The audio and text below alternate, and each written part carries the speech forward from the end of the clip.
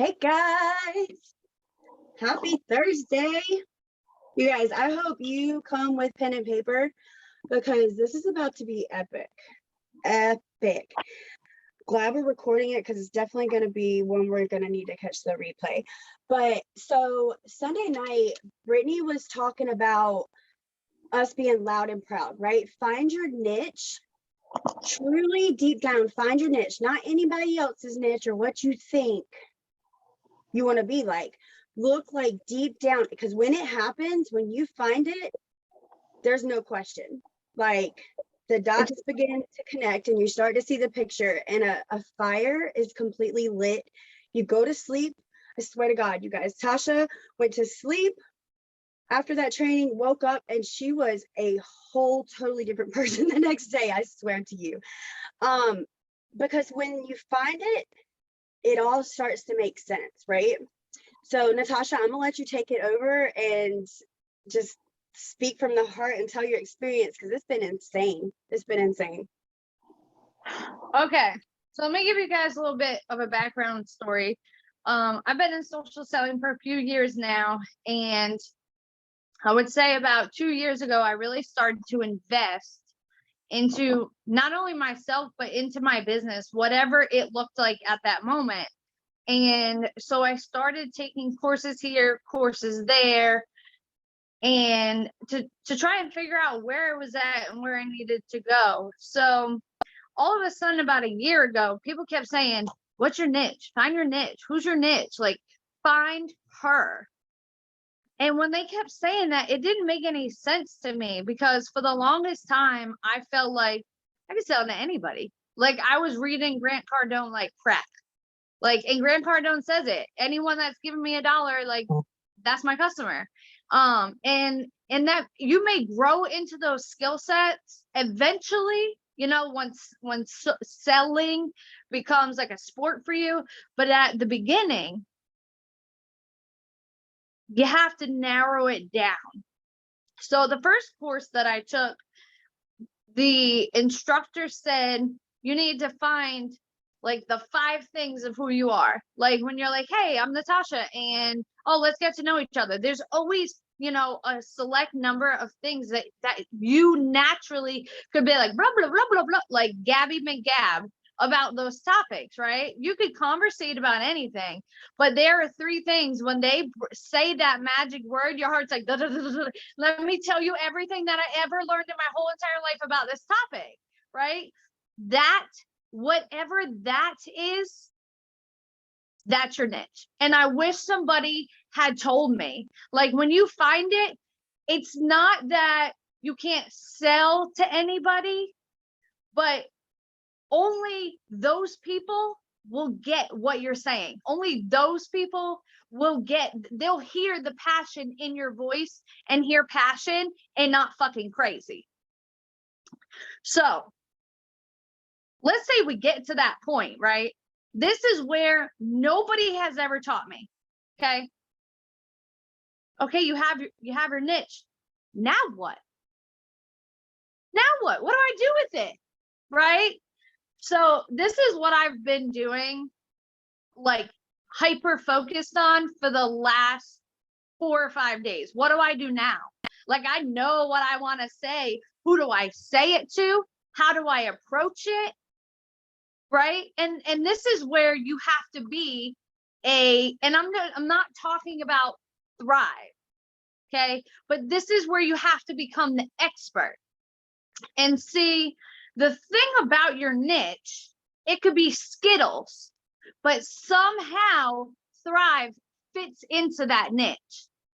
It's just Thrive is a subcategory of that niche, right?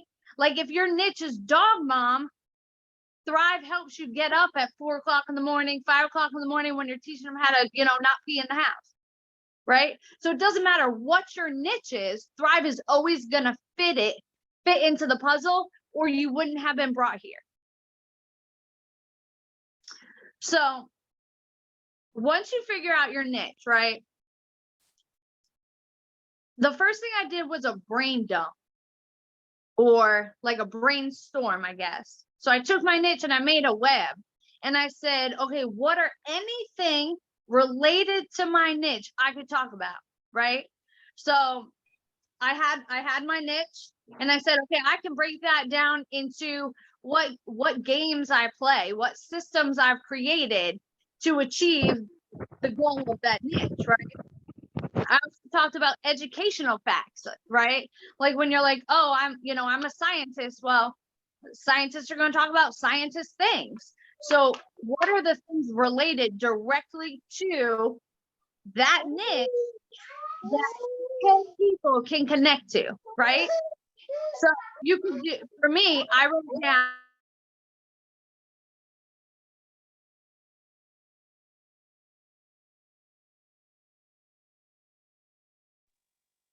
Hey, somebody unmute Natasha because somebody muted everybody.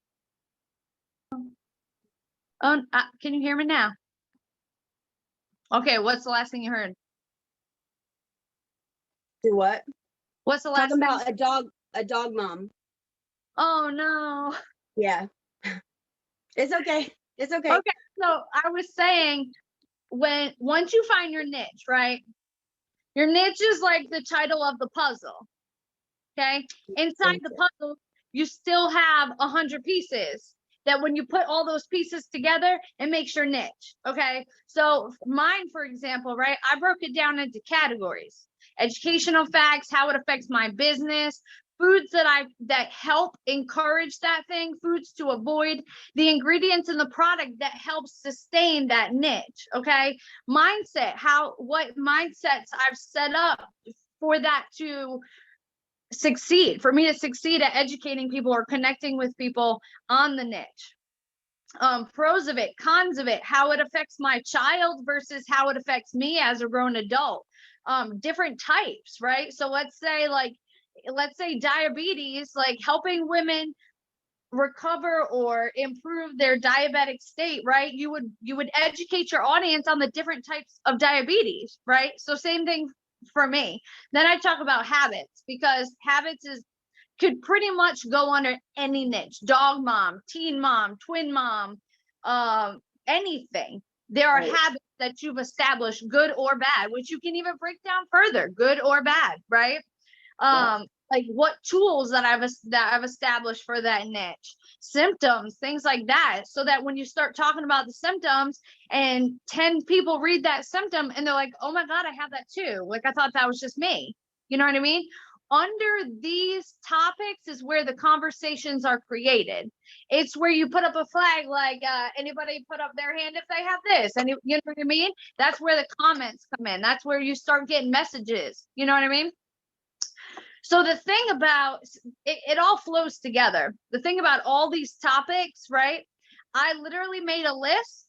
Now I can literally take a calendar and write each of those items on a different day.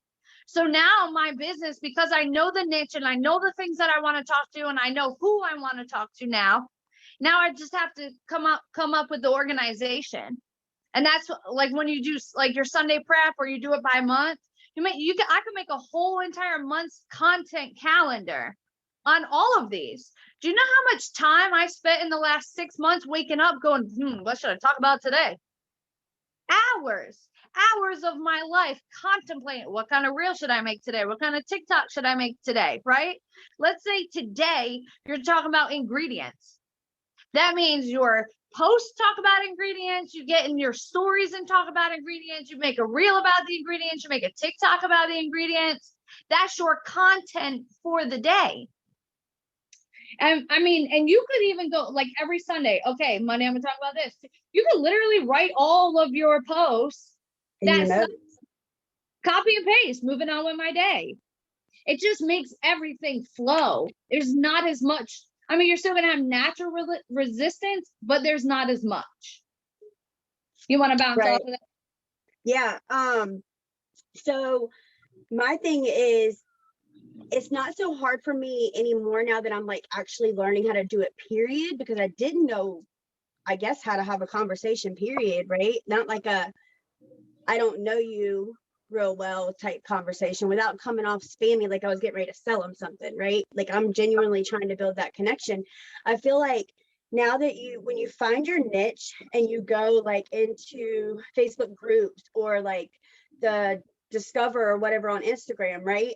Like you type in what your niche is, and then you can even go like deeper. And somebody put it in the big chat today, like on Instagram, you can go to recent under Discover, right? So those are people that are interacting like right now, like you can have a conversation with right now while you're doing your power hour or your, fit in 10 minutes. You know what I mean? Like you don't have to go searching for people that you can have quick, genuine conversations with, because that's what I try to do. Like because my days are crazy, right?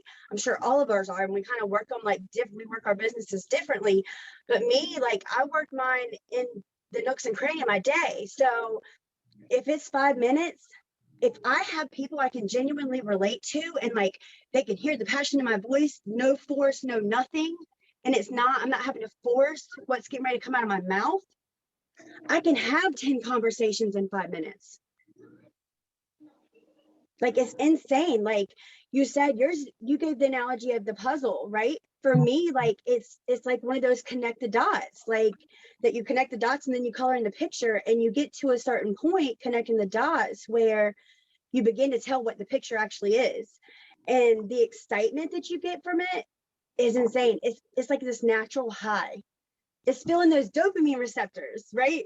It's insane.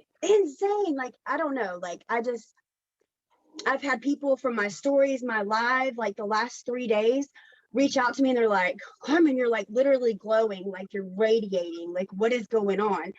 And That's it just authenticity. begins to make sense. It all becomes easy as hell. Like we look at our leaders and we're like, damn, they make it look so easy. How do they do that? They found their niche and it becomes easy because it's not forced and it's not work anymore, because it's your passion. Right. And we just happen to get paid for it. Let me bounce off of that. So let's say if you do a friends audit, right, on your Facebook, you're going to have people from each chapter that you've been through in your life, right? So where you are today, you're now a business owner, you're now a healer, you're now, the list goes on and on. So I'm not saying clear out your friends list and start building mini yous. I'm saying from here forward, when if you look at the IPAs, right, you get into these groups and you start planting seeds, you start reading their posts and reacting, and then you make a post. Okay, so I'll give you an example today. This week, I've been adding myself to all the ADHD Facebook groups that I can find, right? ADHD mom, ADHD children mom. Like, I was overwhelmed with how many I found, right? So I jumped in a few. So yesterday I was interacting with a bunch of them. Well, today I went in and I threw in a picture of my kid, who brought home a report card with an A in it. And I said, yo, let me tell, for the people that are just starting this journey, let me give you some hope, because with time and patience and love, with time and patience and love, your child could find a place in their life where they're not struggling in school. I said, so just hang on. Do you know how many hearts I connected with? Even if only 5 people commented, you know what I mean? Do you know how much connection I planted? Yeah. You do that over and over, right? So you get in these groups and you start, planting seeds. If you find someone where you can go back and forth, add them. Hey girl, we 7 comments. We're going back and forth. I'm just going to add you and message you so we can talk on a more personal level, because this is crazy. You know what I mean? Because we're obviously got a vibe going on. We can talk, right? Exactly. That Easy. vibe that you feel, those are the conversations that with nurturing turn into clients, best friends. My very first Thrive customer is like a friend of mine, and she's 60 something years old. But I've built her mother-in-law passed away and she wrote me a book so that she could vent to me. And then we talked about the candy cane shakes. When you find like your voice, that's what I look at it as. When you find your voice, something that you're like, I need to do all the things and change the world and educate them on this topic. When you find that, everything clicks. Yeah.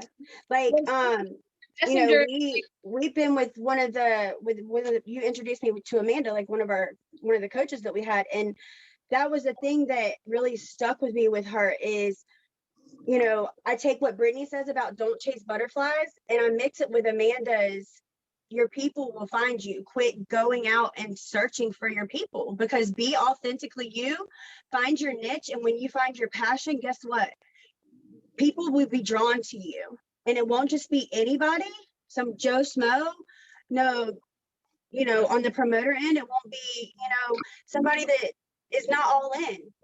They'll meet your passion, right? Like we and you were talking about earlier, the whole leadership thing, right? So I've been through different, and Natasha's had to help me process this, like, and I feel like this goes along with the niche thing, right? So you go through different seasons, right? Whether they're little mini seasons or the big seasons or whatever.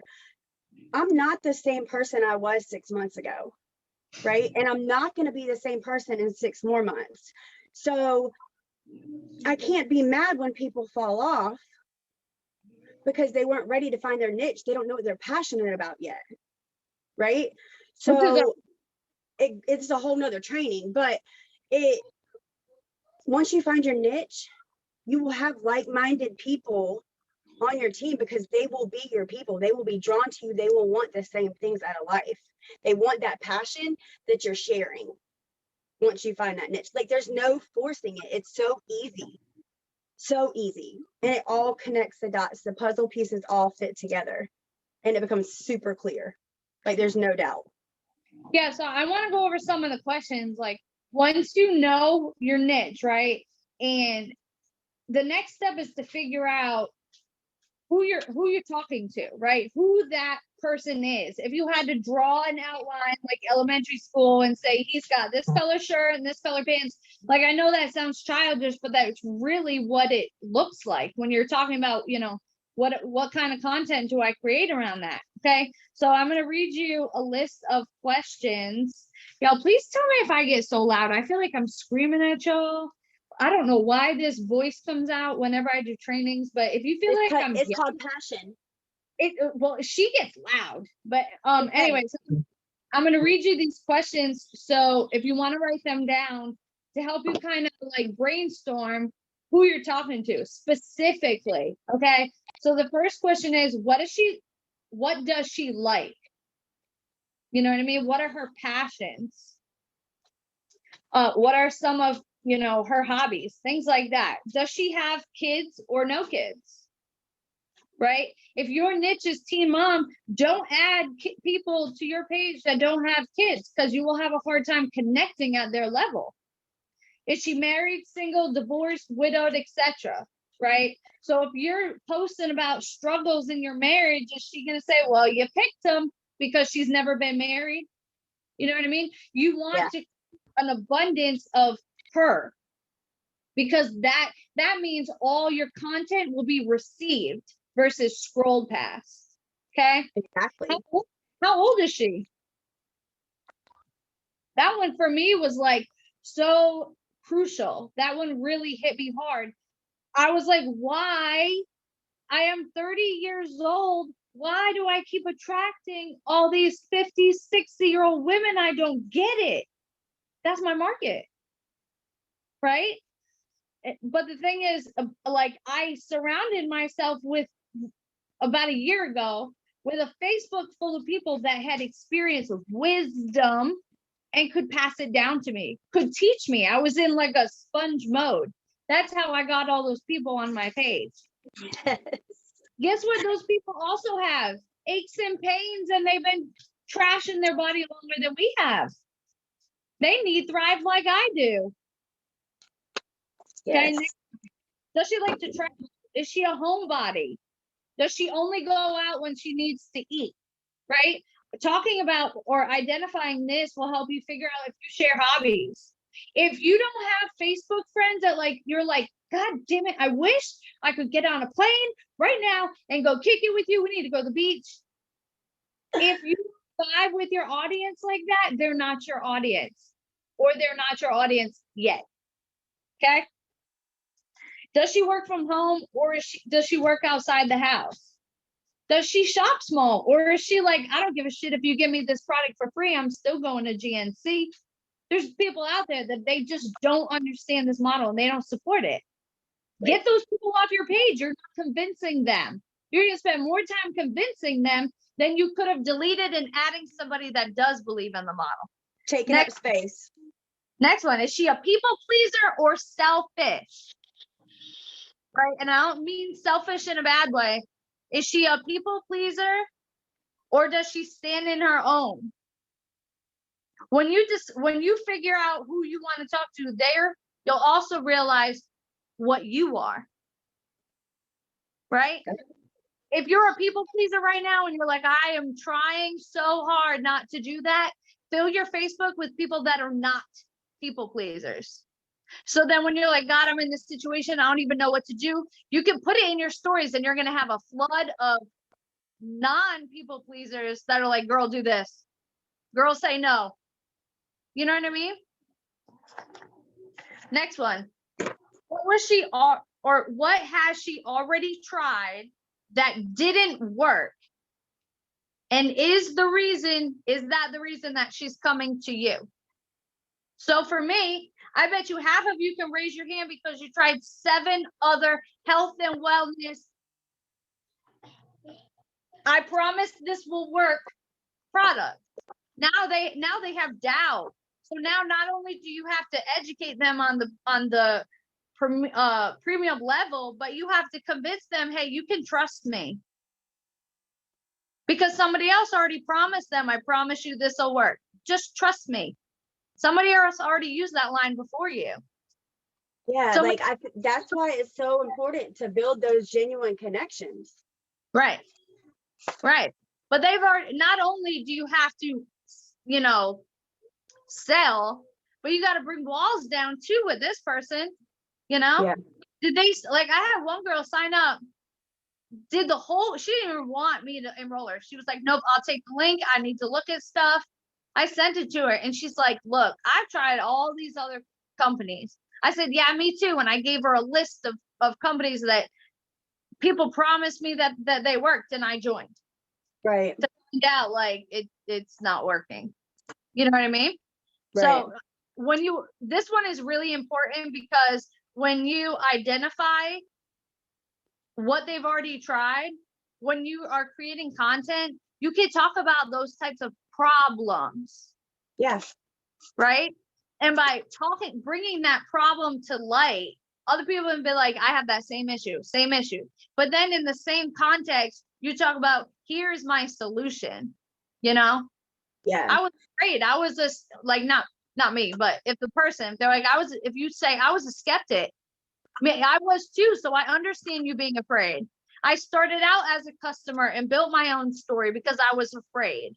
You know what I mean? Right. It's that feel, felt, found.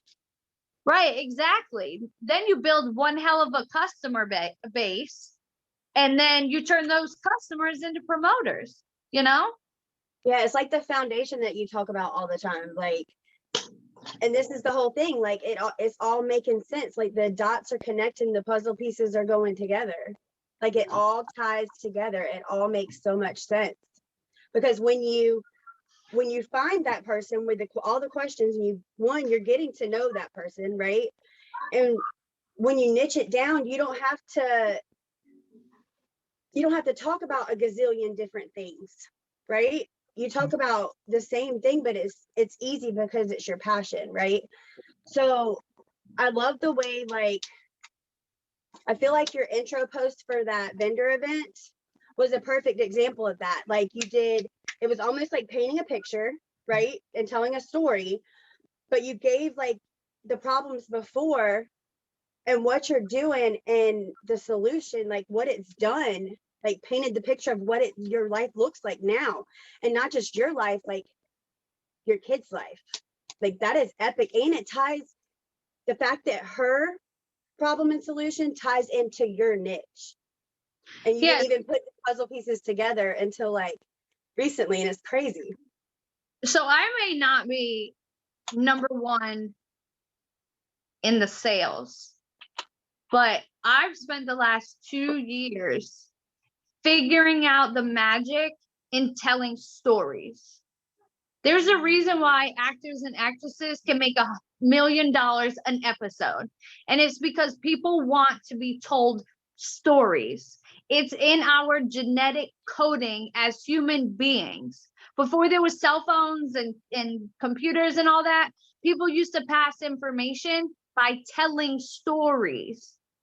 Okay. And nothing has changed. The only thing that's changed is the method. Okay. So that's what I really try to do, right? It's like that post that you're talking about, for example. I told my story. I set up the stage. By telling the story, I also identify the problem, and I never tell the story until there's a solution. This is how I felt, and then this happened, and then this happened, and then this is how it ended. Here's the solution. And that's what people connect to. They don't connect to, I couldn't, I was surviving off of coffee and soda and chocolate bars because I was telling myself I deserved those things. You know what I mean? They connect to the end when I no longer had to rely on those things, and now I look and feel and all the things, right? They connect to that hope. So you got to tell the stories. And if you need help learning how to tell the story, get in my inbox and I will send you the book. So good. The book changed my life. The book changed my life. For sure. I think that's all I got, baby. Yeah. Yeah. Tiara, can you stop?